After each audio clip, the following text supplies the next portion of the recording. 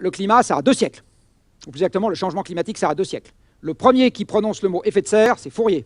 Alors le changement climatique, je ne vais pas vous raconter plein de trucs sur le changement climatique, je pourrais 2 ordres de grandeur que je vais essayer de faire passer ce soir. Le premier, c'est le côté fondamentalement non réversible de l'expérience que nous sommes en train de vivre à cause de la chimie, parce que le CO2 est un oxyde.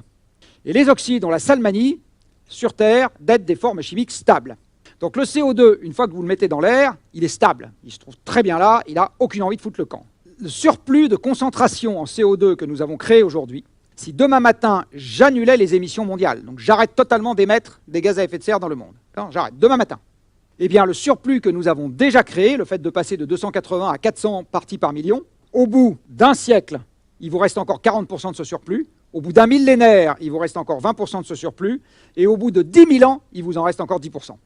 Donc le problème du changement climatique est un problème dont les conséquences de cette affaire vont très au-delà de l'entendement de la pensée humaine sur sa propre vie ou celle des gens qu'on croise tous les jours, c'est-à-dire nos enfants, petits-enfants. Évidemment, en démocratie, il y a 2 ordres de grandeur entre le pas de temps qui est pertinent pour ce problème et le pas de temps qui est pertinent pour un mandat électoral. Donc ce que je suis en train de vous dire là, c'est qu'il n'existe pas pour le changement climatique de bouton reset. Donc on est en train de faire une expérience grandeur nature pour la première fois. Si à un moment le résultat de l'expérience commence à nous déplaire, la seule garantie que vous avez à ce moment-là, c'est que ça sera pire derrière. Alors évidemment, c'est compliqué pour l'action, quand vous savez ça.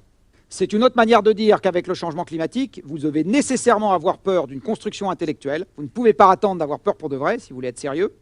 Et vous devez absolument tout faire, puisque les combustibles fossiles ont tout fait dans notre vie pour que ça n'arrive pas. Alors là, vous commencez à avoir une petite idée de la difficulté de l'affaire, et vous comprenez évidemment bien que ce n'est pas à 200 pays se réunissant une fois par an pour décider à l'unanimité de ce qu'on va faire qu'on va y arriver.